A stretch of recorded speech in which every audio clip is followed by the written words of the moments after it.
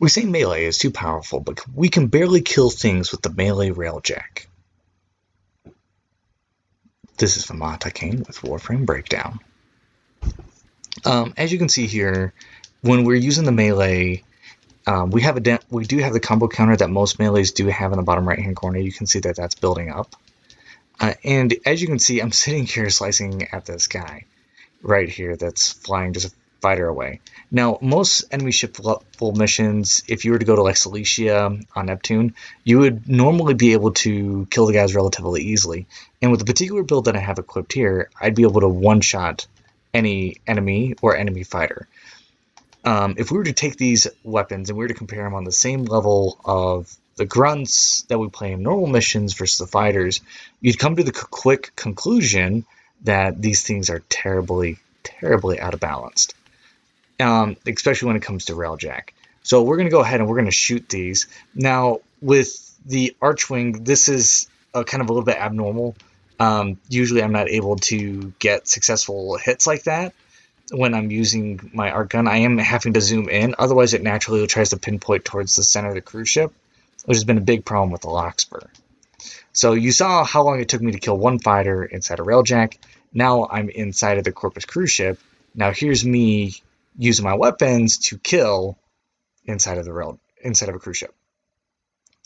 So here are our builds that we have. So as you can see, even with my mesh, I've only dumped one Forma in, but I have all the survivability mods. And then if you look at my Prisma Vertix, it's 4 Forma that I've thrown into it. Now, with another weapon where I would have thrown just as much Forma into, look at my Grand Prime, I'm coming through. These enemies are level 40 to 45. They're about the same level, and I just tapped them and they died. Similar to like when I was on the cruise ship, just tapped them and died. Even though cruise ships aren't good to pilot cruise ships and Archwings with a full squad of Raider Matrix and max buffs, they don't really yield any benefits when you are flying them. So here you can see I have a 180% movement speed and 180% damage increase. So the movement is really, really, really good. This is competing with the railjack. But if you look at how I'm trying to shoot the enemies, I'm not really getting too much of a benefit out there. And I promise you, if I was trying to take this cruise ship and I was trying to take it against another cruise ship and I was trying to board that other cruise ship, even though I got that 180% damage, I probably wouldn't be able to take down the security nodes. Even though I wouldn't be able to take down the security nodes, say I had the railjack do it for me, if I was even back up, by the time the cruise ship behind me that I'm trying to get on would have moved, making it significantly more difficult to even go out to my Archwing to even board the cruise ship. So those little ticks that you hear that are delayed after the bullets actually leave the ship, like you'll see that shake a little bit, you'll hear a dug, dug, dug, dug. Those are the bullets actually hitting the enemy. So it's going to happen a little bit here.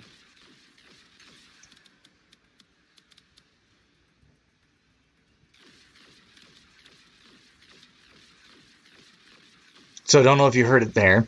So those bullets actually were hitting him. And as you can see, it didn't really do a whole lot to him, and he still managed to make it out alive. Now, these bullets are supposed to be seeking the enemy, but they don't even seek the enemy that very well because it's hard to lock on to these fighters, and you don't lock on fast enough.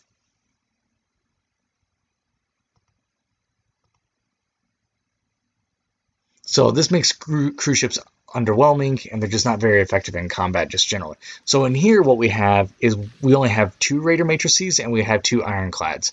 But as you can see, I'm on the cruise ship, and I don't get the benefit of having the Ironclad because I'm on a cruise ship.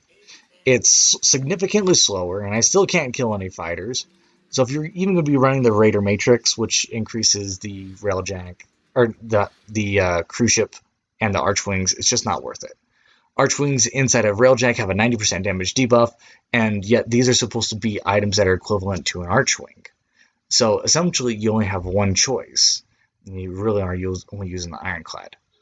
In Update 26 in Melee 3.0, we had a mod called the Covert Lethality, and we could one-shot things. DE said we can't have that in any game. Yet here we are, here's a clip, and I'm going to one-shot these guys down here, and then nothing's supposed to do that, and then I'm going to get one shot by this turret.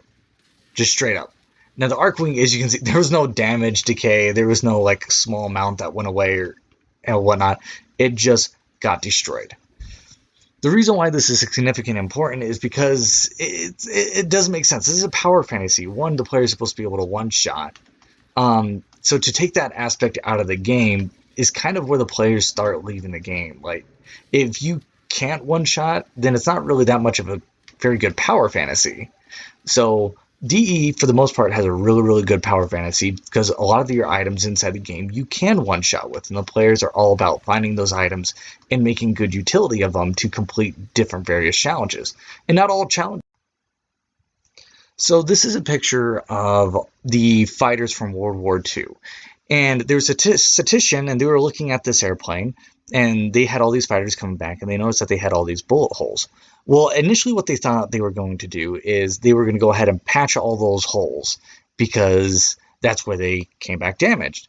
But there was a Jewish by the name of Abraham Wald. He pointed out that these areas were the planes that actually took damage, and they actually came back and survived. The planes that didn't come back and survived, they clearly had been still getting shot at in the places that didn't have bullet holes, but they didn't make it because they'd actually gotten hit. So instead, what he recommended that we did is that we would patch and we would buff up the spots where there weren't bullet holes because these were the places where we couldn't sustain any damage and still make it back. With that being said, DE has this habit of nerfing the best items in the game right off, throwing the sledgehammers immediately, and then the player base gets upset and they wonder why the player base got upset. Well, this is the reason why, is because those are the weapons that have survived the player's choice. If DE really wants to make an improvement to their game in terms of melee or content, they really shouldn't be buffing the ones that are doing well. We shouldn't be debuffing the Brahma. We shouldn't be debuffing the melee. Instead, what we should be doing is we should be buffing the Archwing. We should making them usable in open worlds as an actual legitimate game type. We should be able to use them in Railjack to actually complete the missions. And then people will actually have that choice. They will make the preference.